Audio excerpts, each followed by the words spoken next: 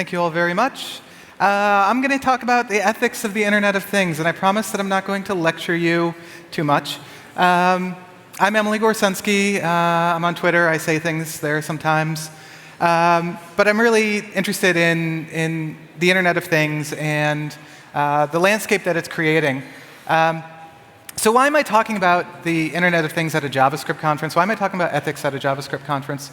And it's because I've given this talk a few times, and I joke that every time I give it, I can give a brand new talk because there are so many issues, there are so many failures and bugs and security issues that come up so frequently that if I just focus on case studies, it'll be a brand new talk every time. And this time, I've decided that I don't want to give this talk anymore. I want you all to be able to give this talk. So I want to talk a little bit more generally about why ethics matters, why it should matter to you as a JavaScript developer, and what we can do as we go through the future of putting JavaScript, putting technology into all sorts of devices and services where it doesn't normally belong. It's almost impossible to do an ethics talk without getting into some really heavy stuff, so there are some content warnings for this talk. I'm going to talk frankly about some incidents that resulted in injury and death of people. There's going to be a discussion of a specific incident of sexual assault. And I'm going to have an image of raw meat. So if that kind of squicks you out like it does me, that'll be about maybe 10 minutes into the talk. So who am I? I have a little bit of a confession. I'm kind of an imposter here because I'm not a JavaScript developer. The last time I wrote JavaScript seriously, Oho's talk was still the future. I'm a data scientist. And I'm trained as a mathematician, but also as an engineer. I went to school for aeronautical engineering, mechanical engineering. And I've worked in my career in the aerospace, biotech, and now I work in finance industries. And what these industries have in common is that they're all heavily regulated, and most of the people working in them subscribe to a professional code of ethics through either an independent society or some other organization that guides what ethical conduct means. So, here I am. I worked in defense, I worked in healthcare, and now I'm working in banking, and I'm going to talk to you about ethics. So, buckle in. When I talk about the Internet of Things, what is it that I mean? It's kind of a wishy-washy definition. We might think about smart fridges or smart cars, that sort of thing. I like to think of it as putting the Internet where it doesn't normally belong. So it could be smart appliances, but I also think of things like Uber as an IoT taxi. So when we look at the ethics of that, we have to look at the entire scope of what are we doing with our technology, what are we connecting. And the difference is that it's not that these devices or these products and services haven't been computerized, it's that we're letting the consumer have connectivity to what's going on. So if you're a JavaScript developer, maybe you want an IoT bread machine so that you can keep hacking on your code while your bread bakes. And this is important because IoT products are the next level of convenience optimization. We've spent the last 30 years optimizing products for convenience. And there's not much more competitive advantage that you can get in a refrigerator nowadays. So if you don't have a competitive advantage with a non-connected device, you have to go connected. This is also important for people whose livelihoods are affected by disability. You might be concerned about the surveillance capabilities of IoT devices or the horrible things that Uber has been accused of doing. But if you're not able to get around, or if you don't live in a place where there's easy taxi service and you have other needs, something like Uber is a lifesaver, and it really changes your life. So we can't just write it off as an absurdity. We can't just say that IoT is something that is frivolous or like a toy that's, we have the Internet of Shit Twitter account, it's hilarious, and there's a lot of misses in there, but there's a lot of good things that comes out of IoT as well. And when I talk about ethics, what is it that I mean when I say that word? The trolley problem is really popular right now because of self-driving cars. And you've probably seen this diagram, and the framing goes, there's one Nobel laureate tied to one set of tracks, and there's 5 normal people tied to another. And somehow, you have been put in the position of pulling the lever. And this is a really popular problem on the internet right now because, one, it feels like something that we can solve with category theory if we just abstract it enough. And two, it makes for some really dank memes. The thing about the trolley problem is the trolley problem wasn't even a problem for trolleys. So why do we think it's going to be a problem for self-driving cars? We love to try to frame things as ethical dilemmas that are puzzles to solve. That's our nature as developers and engineers. The thing is, in tech, we don't actually face ethical dilemmas that often. Ethical dilemmas happen when there are two competing ethical frameworks, and an action that you take cannot not be in violation of at least one of them. And what I think is fascinating about JavaScript is that the JavaScript community is responsible for what I consider to be the most fascinating true ethical dilemma in a decade of technology. And I'll get to that a little bit later. Some of you probably know exactly what I'm talking about already. The issue with technology is that we just often don't act with ethics. And I don't mean this as an indictment. I don't mean to say like you're bad, unethical, immoral human beings. There are some companies out there that are going to get a side eye right now. But what I mean by this is that our industry, we don't have a professional code. There are some societies that you can join, but raise your hand if you're a member of like ACM or IEEE. I mean, there's a few of you out there, but it's not the majority. In practice, ethics are about two things. They're about the analysis of harm and the mitigation of risk. So when we talk about acting ethically, especially in something like research ethics, what we're doing is we're not trying to eliminate the possibility of somebody getting hurt, but we're trying to understand all of the ways that somebody might be hurt by our technology, and we're looking for what actions we can take to mitigate the chance of that happening, to mitigate the severity of it when it happens, and to provide remediation when it inevitably does. So this is what we need to build up as our ethical framework when we're developing technology, particularly for IoT. So harm can happen in three ways. The first is through malfeasance. This is the most common topic in IoT. This is security. This is people talking about hacking. When the Mirai botnet had a DOS attack last fall, that was a huge issue. It was the biggest DOS attack ever witnessed. And it happened through IoT devices that were unsecured. And you probably know that IoT security is in a pretty abysmal state right now. And when this happened, the timing of it and the way that it was structured gave a lot of people a lot of concerns that it was a precursor to an attack on the US presidential election, and that this would be an attempt to influence the outcome of that election. As it turns out, those fears were unfounded. We managed to screw that one up all by ourselves. But I don't want to talk about security in this talk, because first, I can't cover everything. Second, the other two ways that harm can happen through failures and edge cases, if we address those, we also address many of the security issues.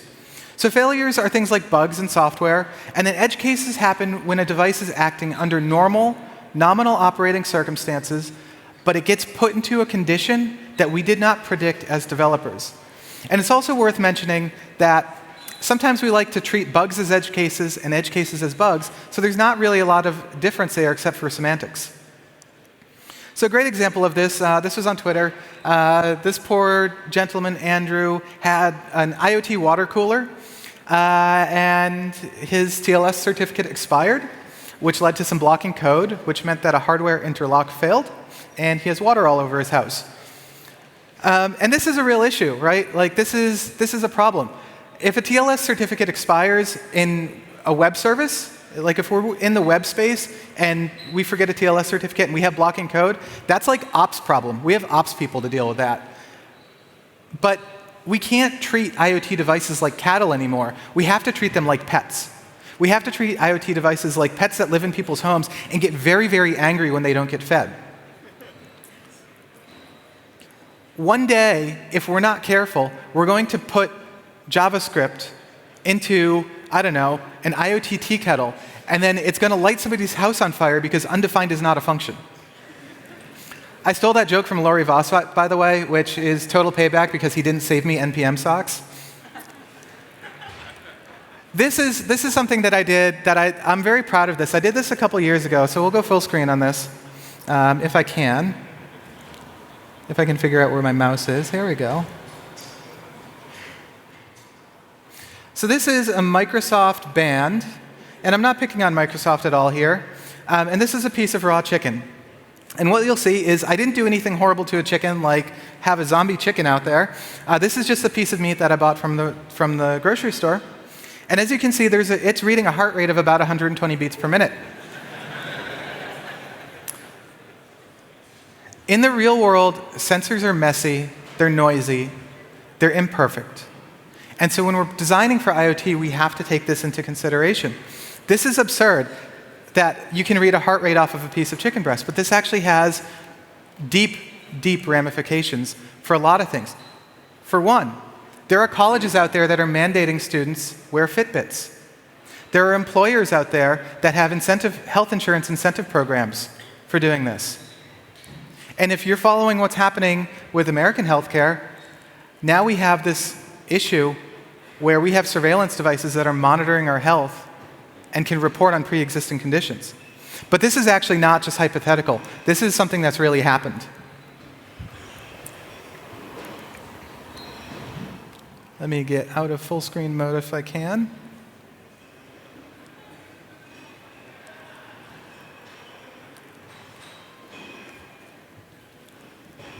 In 2015, a woman was visiting a coworker in Lancaster, Pennsylvania.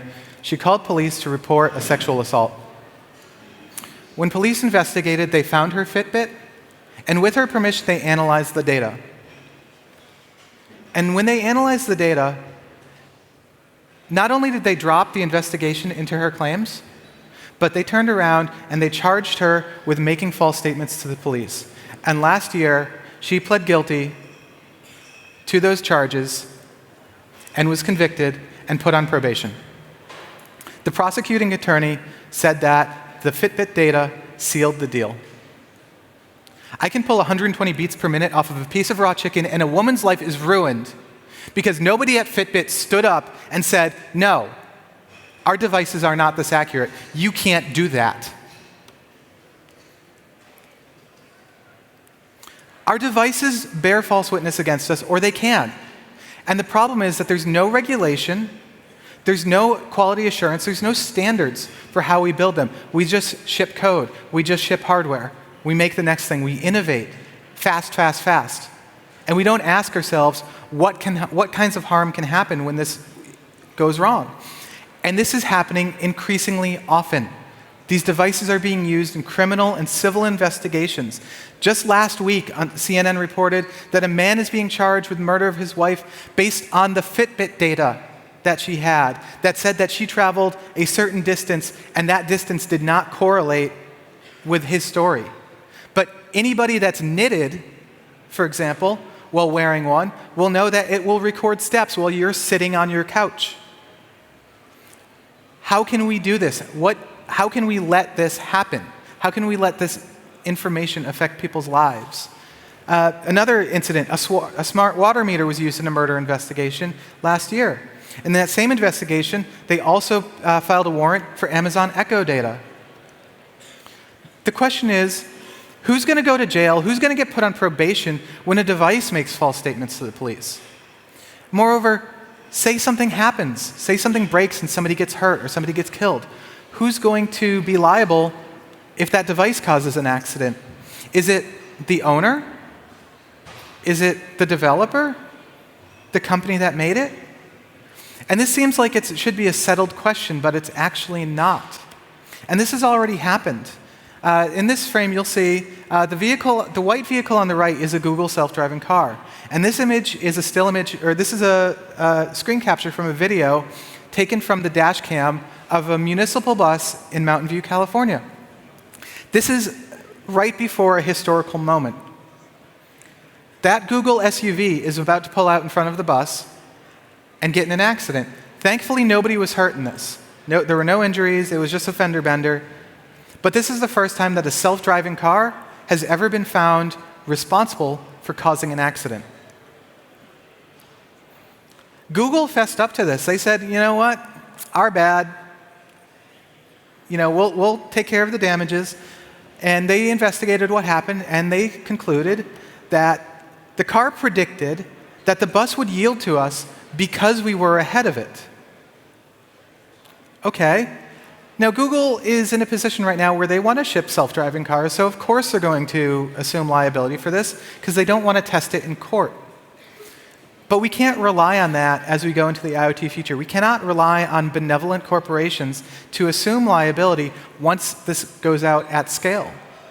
By the way, even if Google was right, this was still going to be a historical moment, because if that bus had yielded to that vehicle, it would be the first time in history that a municipal bus has ever yielded.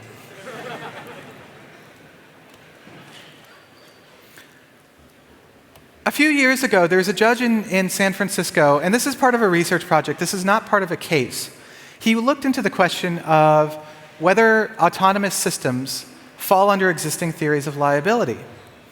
And in looking into it, he found that vehicles that make their own decisions, that use things like neural nets, that use adaptive, self-adjusting control systems, smart systems, if you will, devising their own means to attain a task, may not be subject to liability under any existing theories of tort. And this has huge implications. Because if you buy a normal refrigerator and it breaks, you can say, hey, manufacturer, you're responsible for that break. Or if you buy a coffee maker and it burns down your house because of a defective unit, you can go and you get out safely, and then you recover damages from the company, and your insurance company takes care of it. And there's a whole ethical framework that's built up around this. And there's a legal structure that's there as well. Obviously, self-driving cars are going to be safer. They're going to save lives. That's a very important thing. We want to save lives. We want the roads to be better. But the number of lives saved is not the only term in our ethical calculus. We also have to look at what happens when people get injured. How are they taken care of? How are they able to pay their medical bills or get back to work or miss work while they're recovering but still be able to pay rent and afford food? So the question about this is, what does this mean for us as developers? Like, does this give us a free pass? We're not liable for IoT devices. That means we can ship, right? We can do whatever. We can innovate, and let's just innovate the hell out of everything until something breaks, and there's a precedent, right? Is that really the legacy that we want to leave behind? Do we want to leave the legacy behind of we did it because we could and we didn't give a damn about who we've hurt? Some companies are doing this.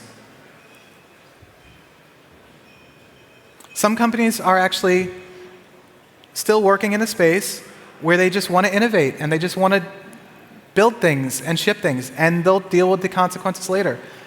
But you have to ask yourself, do I want to be responsible for that? And that's what ethics is all about.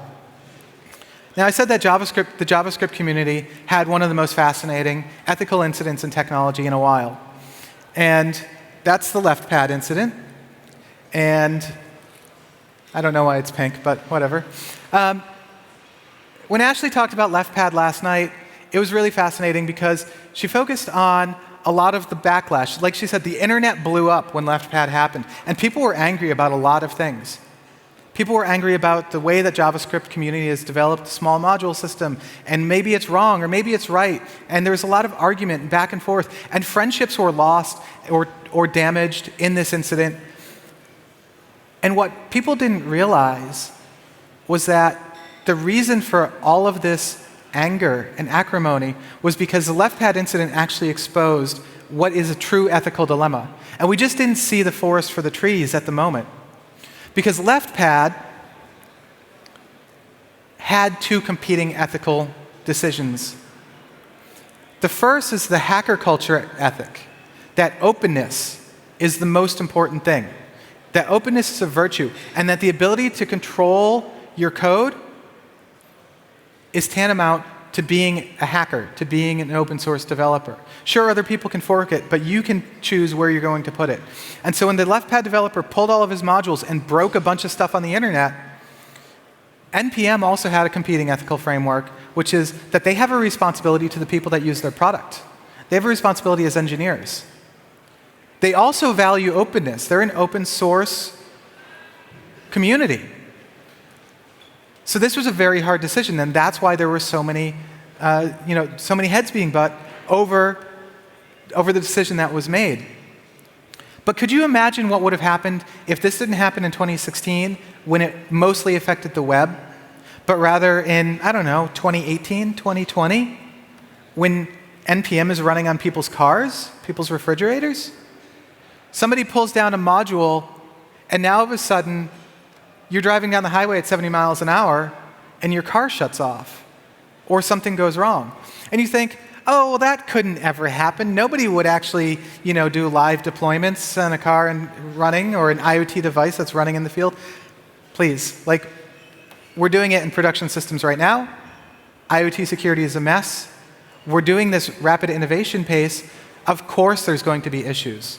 And you don't want to be the person that's responsible for somebody's refrigerator going out, they lose all their food, or maybe they lose their important medicine that needs refrigeration. You don't want to be responsible for that, or maybe you do. Maybe you think that the virtue of openness is the more important ethic. And that is a true ethical dilemma. So what do we do as engineers? What are the takeaways that we can have when we talk about ethics? And this is kind of why I said I wanted to, not give this talk and rather empower you to be able to give this talk, because there are actionable things that we can do as engineers, as developers, to make our workspaces better, to act with more ethics. The first one would be set expectations with your boss. If you know what pressures your boss has, if they ask you to do something that you don't feel comfortable with, you need to know, hey, can I go to my boss and say, I don't feel comfortable with this? Can you go to your manager and say, I have concerns over this? And do you know what process will happen if you do that? That's an important thing. You also have to be prepared to say no. If somebody comes to you and says, hey, I need you to build in this method that sends tracking data on somebody's heart rate back to our server in real time. Are you comfortable doing that? Maybe you're not. But do you know how to refuse an order? Are you willing to refuse an order? To put your career in jeopardy for doing so, if it goes against something that you believe in. You need to also be able to hold frank discussions with your coworkers about what this means. I work in finance and I'm a data scientist, so we have a vast amount of data on people and a vast amount of capability to do things with that data. And so we talk often, my team, we talk often about the implications of what we're doing. When we record customer data, when we record information about their finances, we talk all the time what are you not willing to do? What are we legally obligated to do? Because in finance, we have legal obligations in terms of reporting fraud, in terms of looking for money laundering, for example. So we have to talk about these things with each other. And as engineers, you should be able to talk frankly with your coworkers about, I don't like where this is going, or I have concerns. How do we make sure that it doesn't go there? How do we make sure we stay in the safe side and not the dangerous side? And the most important thing is to know your limit. It's to know when you're willing to walk away. Because tech is really lucrative, and we have a lot of privilege. We have a lot of privilege in tech. If even just look around the space that we're in, this is a remarkable conference in a remarkable space, and there's amenities and all sorts of decadence here. And not every industry is like this. So what is your limit that you would be willing to say, I can no longer, in good conscience, continue to do this and go do something different? And if you don't know what that limit is, you're not going to discover that you're over it until it's too late. That's all I have. Thank you very much.